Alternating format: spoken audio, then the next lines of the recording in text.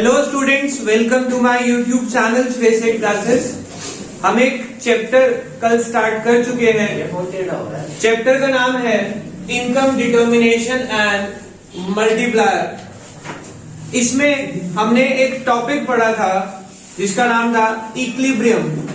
Equilibrium का मतलब मैंने आपको कल बताया था। इक्विलिब्रियम का मतलब होता है पोजीशन ऑफ रेस्ट और position of no change. Rest पे कब आता है कंज्यूमर, हमने कल पढ़ा था। इकोनॉमी रेस्ट पे कब आती है, when aggregate demand is equal to aggregate supply. जब इकोनॉमी में डिमांड और सप्लाई बराबर आ जाए तब हमारा इक्विलिब्रियम आता है।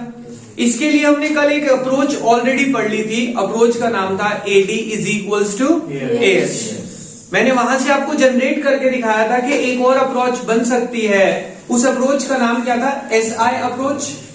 AD-AS अप्रोच कल ओवर हो गई थी, आज हम SI अप्रोच को कवर करेंगे। देखते हैं SI अप्रोच में इक्विलिब्रियम कब आएगा। मीनिंग तो हमने पढ़ लिया था कि SI अप्रोच में इक्विलिब्रियम आएगा where S is equal to I, saving is equal to investment. ये तो इसकी डेफिनेशन होने वाली है। एक बार एक लाइन में डेफिनेशन पढ़ लेते हैं। According to this approach, page number 8.4, according to this approach, equilibrium level of income is determined at a level where planned saving is equal to planned investment. जब सेविंग इन्वेस्टमेंट के equal हो जाएगी तब equilibrium आ जाएगा। फिर इसकी table बनी है। बेटा टेबल वहां देखने से बेटर है कि हम टेबल को समझें कि टेबल क्या है। हमें सबको पता है कि इनकम हमारी 0 हो सकती है और जैसे जैसे हम काम करना शुरू करते हैं हमारी इनकम बढ़ती चली जाती है। कंजम्पशन कभी भी 0 नहीं हो सकती। बट इतना पता है कि इनकम से कम रेट से बढ़ती है कंजम्पशन, क्योंकि हम कुछ ना कुछ सेव जरूर करते हैं। यहां से हम सेविंग निकाल सकते हैं। इनकम में से कंजम्पशन माइनस करेंगे तो हमारी सेविंग आ जाएगी। और हमने इस चैप्टर में पढ़ा था कि investment is assume to be autonomous. Assumption में पढ़ लिया था ना कि जितनी इन्वेस्टमेंट 0 लेवल पे होगी वही इन्वेस्टमेंट हर लेवल पे मान ली जाएगी। तो इसके हिसाब से देखो S भी आ गया, I भी आ गया। इक्विलिब्रियम कहां आएगा, एट 300 लेवल ऑफ इनकम, जहां पे इनकम 300 है, because here S is equal to I। Above this, S is less than I, and beyond this, S is greater than I. Yes, table समझ आया। ये इन्वेस्टमेंट आपको कहा था कि जो 0 लेवल पे होगी वही हर लेवल पे एज्यूम कर ली जाएगी। कल आपको एजम्पशन पढ़ाई थी कि ये इक्विलिब्रियम पढ़ने के लिए हमें 4 एजम्पशन याद रखनी है। पहली एजम्पशन कि हमारी इकोनॉमी 2 सेक्टर मॉडल में ऑपरेट करती है। दूसरी अजम्पशन हमने पढ़ी थी investment is autonomous irrespective of the level of income. Income कितनी भी हो इन्वेस्टमेंट क्या रहेगी, सेम ऑटोनॉमस। फिर हमने पढ़ा था price is assume to be constant. और चौथी अजम्पशन थी कि हम ये लॉ पढ़ेंगे शॉर्ट रन के अकॉर्डिंग। मैंने आपको जब ये बातें बताई थी इसमें सबसे इंपॉर्टेंट सेकंड पॉइंट ही थी। सेकंड पॉइंट ही सबसे इंपॉर्टेंट था कि इन्वेस्टमेंट क्या मान ली जाएगी हमेशा, ऑटोनॉमस। जो 0 लेवल पे करिए वही हर लेवल पे होगी। तो इस अकॉर्डिंग हमारा यहाँ पे इक्विलिब्रियम आ गया। इससे ऊपर क्या है, saving is less than investment, और उसके यहाँ पे नीचे क्या आ रहा है, saving is greater than investment. Table समझ आया। अब हम देखते हैं ग्राफ 0 y x एक्सिस। बेटा सेविंग हमें बनानी है। सेविंग जनरेट करने के लिए हमें यहां पे पहले कंजम्पशन और इनकम दोनों AD और AS का ग्राफ बनाना पड़ेगा। ये मेरा AS कर्व है जिसको मैं Y भी बोलता हूं, इनकम कर्व। AD कर्व कभी 0 से शुरू नहीं होगा, ये मेरा AD कर्व है। यहां पे क्या आता है, इक्विलिब्रियम। बेटा ब्रेक इवन की बात अगर आप करें, ब्रेक इवन तब आता है जब कोई कंज्यूमर अपनी बात कर रहा हो। जब इकोनॉमी की बात होती है then it comes to be equilibrium where demand is equals to supply. ठीक है, तो यहां पे ये इक्विलिब्रियम है, E is the point of equilibrium, ठीक है। अब ये तो एडीएस का डायग्राम हो गया और एएस को हम इनकम के नाम से भी जानते हैं। Yes sir. अब मुझे किसके लिए ड्रॉ करना है? एसआई अप्रोच के लिए ड्रॉ करना है बेटा, ठीक है। ध्यान से देखेंगे, हमें सबको पता है कि सेविंग जो है नेगेटिव से शुरू होती है। क्यों? क्योंकि जीरो लेवल पे मैं कंज्यूम करता हूं कुछ ना कुछ, और जितना कंज्यूम करूंगा सेविंग उतना ही नेगेटिव से शुरू होती है। तो पहले भी पढ़ चुके हैं हम, और अब भी समझ सकते हैं कि जीरो लेवल पे जब मैं कुछ नहीं कमा रहा, कुछ खाऊंगा तो हुई, और जो खाऊंगा वो कहां से आएगा? वो पुरानी सेविंग में से आएगा, यानी कि मेरी पुरानी सेविंग यूज होगी, जिसको मैं डिस सेविंग या नेगेटिव सेविंग भी बोलता हूं। Yes sir. तो सेविंग कर्व शुरू तो होता है कहां से? नेगेटिव से, ठीक है। Investment curve parallel to I X axis बनेगा, क्योंकि investment is autonomous investment. Yes sir. जहां पे AD is equals to AS हो गया बेटा, AD is equals to AS, वहां पे मेरी सेविंग कितनी होंगी बताएं? जीरो। जहां पे जितना कमा रहा हूं उतना ही कंज्यूम कर रहा हूं, वहां पे सेविंग जीरो हो जाती है। अब सेविंग जीरो कर दी, इसीलिए मैंने सीधी लाइन खींच दी। और मुझे पता है सेविंग कर्व शुरू कहां से होता है? नेगेटिव से।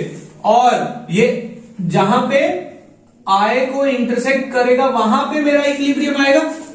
तो इस पॉइंट को और इसको ज्वाइन करते हुए ये एस एस मेरा सेविंग कर्व बनेगा।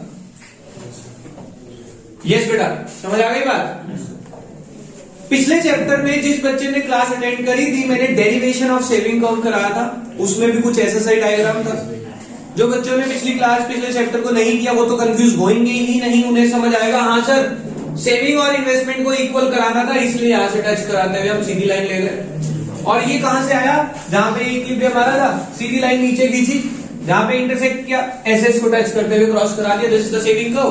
पर कुछ बच्चे जिन्होंने पिछली क्लास में, पिछले चैप्टर में डेरिवेशन ऑफ सेविंग कर्व पढ़ा था, वहां पे अगर आप ध्यान दें, हमने सेविंग कर्व का डेरिवेशन कहां से किया था? इस पॉइंट से, क्योंकि उसमें सेविंग मुझे जीरो करानी थी। तो मैंने यहां से शुरू किया और इस पॉइंट को टच करते हुए सेविंग कर्व ड्रॉ किया था। तो उससे कंफ्यूज मत होना।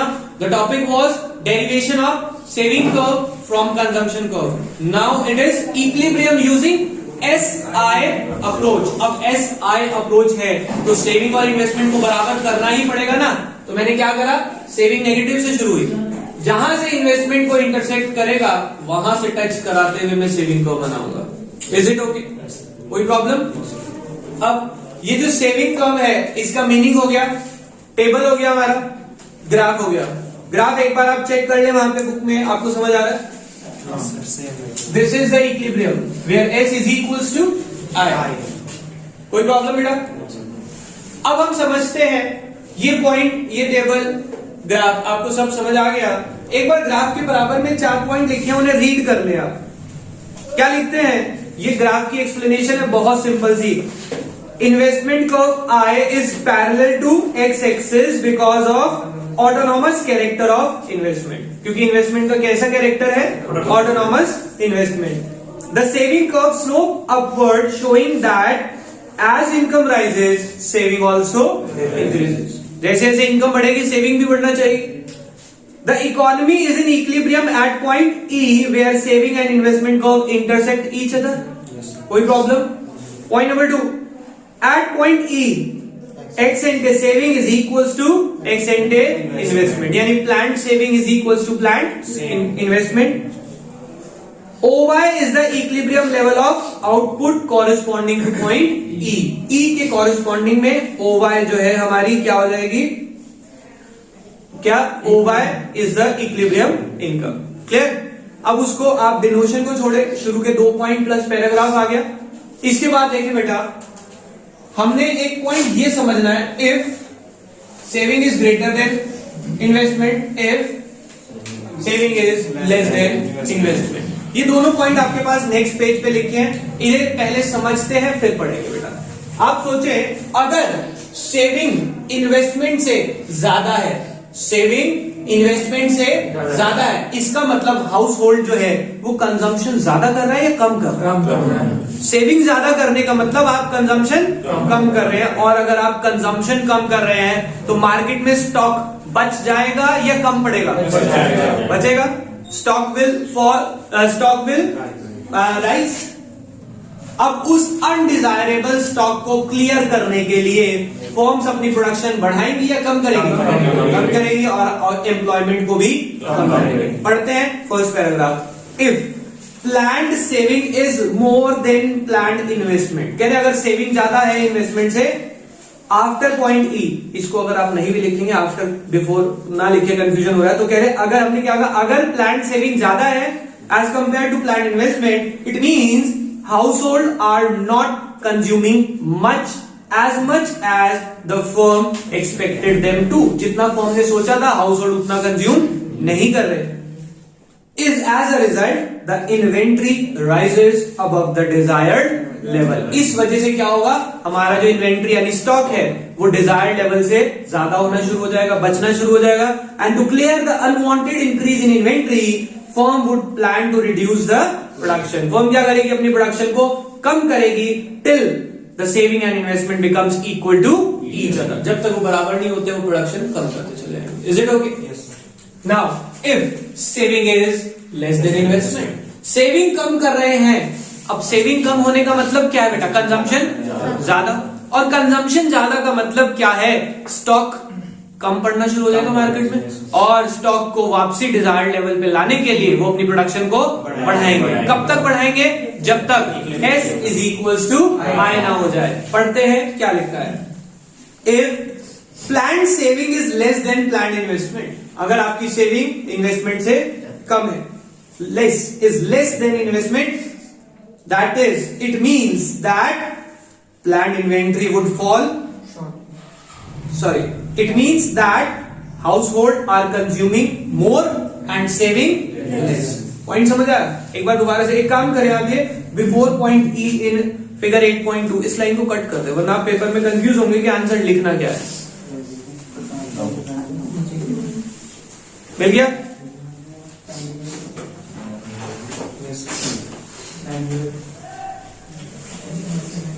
क्या लिखा है? If planned saving is less than planned investment, it means that household are consuming more. Saving कम कर रहे हैं इसका मतलब कंज्यूम ज्यादा कर रहे हैं, and saving less than what firm expected them to, जितना सोचा था उससे ज्यादा कंज्यूम हो रहा है। As a result, planned inventory would fall below the desired level. इस वजह से क्या होगा, जो इन्वेंट्री है वो डिजायर्ड लेवल से कम होनी शुरू हो जाएगी। And to bring the inventory back to the desired level, the firm would plan to increase the production, वो प्रोडक्शन बढ़ाएंगे till saving is equal to investment. समझ आ गई बात? क्लियर हो गया? SI अप्रोच से आपका इक्विलिब्रियम। नेक्स्ट टॉपिक पढ़ते हैं बेटा, equilibrium level. Yes, equilibrium level का मतलब क्या होता है बेटा? अभी आपको बताया। इक्विलिब्रियम लेवल का मतलब होता है वेयर, बताओ, AD is equals to AS। जहां पे AD और AS इक्वल हो जाए वहां पे इक्विलिब्रियम आता है। मैंने इस ग्राफ को चेंज कर दिया, क्या ये इक्विलिब्रियम है? ये इक्विलिब्रियम का डायग्राम है। Yes, OY is the equilibrium level of income, OY is the equilibrium level of income, E is the point of equilibrium. अब ध्यान से सुनना, मैं क्या बात करना चाह रहा हूं। अगर मैं ये मान लूं कि इस इक्विलिब्रियम पे सब लोगों को जॉब मिली हुई है, इस इक्विलिब्रियम पे सब लोगों को जॉब मिली हुई है, तो मैं इसको बोलूंगा equilibrium at full level of employment. Equilibrium तो है ही, और साथ साथ सबको जॉब भी मिल गई। ये वो वाली सिचुएशन, ये एक ऐसी सिचुएशन है जो हर इकोनॉमी अचीव करना चाहते हैं कि भाई डिमांड और सप्लाई भी बराबर हो जाए। इससे क्या होगा, प्राइस कांस्टेंट रहेगा और सबको जॉब भी मिल गई। तो this is the full employment equilibrium. पढ़ते हैं, इक्विलिब्रियम लेवल तीन तरह के हैं, full employment level, under employment level और over full employment. Full employment का ग्राफ समझ आया? पढ़ते हैं एक बार। फुल एम्प्लॉयमेंट इक्विलिब्रियम का मतलब, it refers to a situation when aggregate demand is equals to aggregate supply at full employment level. समझ आ गई बात? फुल एम्प्लॉयमेंट लेवल पे अगर डिमांड और सप्लाई बराबर है तो उसको फुल एम्प्लॉयमेंट इक्विलिब्रियम बोलेंगे। कोई प्रॉब्लम? नेक्स्ट पेज पे आए, अंडर एम्प्लॉयमेंट इक्विलिब्रियम। इधर देखिए बेटा, अंडर एम्प्लॉयमेंट इक्विलिब्रियम यानी कि जो डिमांड है वो ज्यादा होगी या कम होगी? अंडर एम्प्लॉयमेंट में डिमांड ज्यादा करेंगे, आपके पास नौकरी है नहीं, आप कहेंगे सर खाने को जाओ, बस ऐसा ना देना पड़े। अंडर एम्प्लॉयमेंट मीन्स लोगों को पूरी जॉब नहीं मिलेगी, तो डिमांड ऑटोमेटिकली कम होने वाली है। तो मैं एडी का जो कर्व है उसको शिफ्ट कर दूंगा AD1 पे, AD से AD1 आ जाएगा। यस, इधर ध्यान से देखेंगे, ये जो मैं मान रहा हूं ये अभी भी फुल एम्प्लॉयमेंट का है, इसको मैं क्या एज्यूम कर रहा हूं? Full employment. पर एक्चुअल में क्या हुआ? एक्चुअल में फुल एम्प्लॉयमेंट की सिचुएशन है ही नहीं इकोनॉमी में। इससे क्या होगा, मेरा जो इक्विलिब्रियम में डिजायर्ड था उससे मेरा इक्विलिब्रियम नीचे शिफ्ट हो जाएगा E1 पे, जिससे मेरी इनकम भी लोगों की कम हो जाएगी। समझ आई बात? इसको मैं क्या बोलता हूं? Under full employment equilibrium. अब बच्चा कहता सर ये इक्विलिब्रियम कैसे हो? बेटा देखो, डिमांड और सप्लाई तो अब भी बराबर है, पर सबको जॉब नहीं मिल रही। ध्यान से समझना, क्या सर ऐसी सिचुएशन रियल लाइफ में आती होगी? जी आती है। अब भी एक फैक्ट्री की प्रोडक्शन है सपोज 10,000 यूनिट्स, मार्केट में जो डिमांड आ रही है वो आ रही है 6,000 यूनिट की, क्योंकि लोगों के पास पैसा नहीं है। तो फैक्ट्री वाला प्रोडक्शन अपनी 60% पे ले आएगा। क्या कहेगा? 6,000 की बनाओ ना भाई, एक्स्ट्रा बना के क्या फायदा? वो प्रोडक्शन कम कर देगा। अब कंज्यूमर डिमांड कितने की कर रहा है? 6,000 की, वो बेच कितने रहा है? 6,000। डिमांड और सप्लाई तो बराबर हो गई, इक्विलिब्रियम तो आ गया ना sir, but full employment level पे नहीं है। क्यों? क्योंकि अगर लोगों की इनकम होती तो फैक्ट्री अपनी प्रोडक्शन बढ़ाती तो मेरा एक्चुअल इक्विलिब्रियम ये आता। अभी ये अंडर एम्प्लॉयड की वजह से इक्विलिब्रियम नीचे आया है। समझ रहे? इक्विलिब्रियम तो अब भी है, पर it is under employment equilibrium. Under employment की वजह से इक्विलिब्रियम नीचे आ गया। क्लियर हो गई बात? पढ़ते हैं। It refers to a situation when aggregate demand is equals to aggregate supply when resources are not fully utilised. मैंने आपको क्या कहा कि फैक्ट्री वाला अपने रिसोर्सेज को पूरी तरह से इस्तेमाल नहीं करेगा, प्रोडक्शन कम कर देगा, क्योंकि रिक्वायरमेंट नहीं है। समझ आ गई बात? डायग्राम देखिए, समझ आया आपको? कोई प्रॉब्लम? नेक्स्ट इन्होंने नेक्स्ट क्या बताया?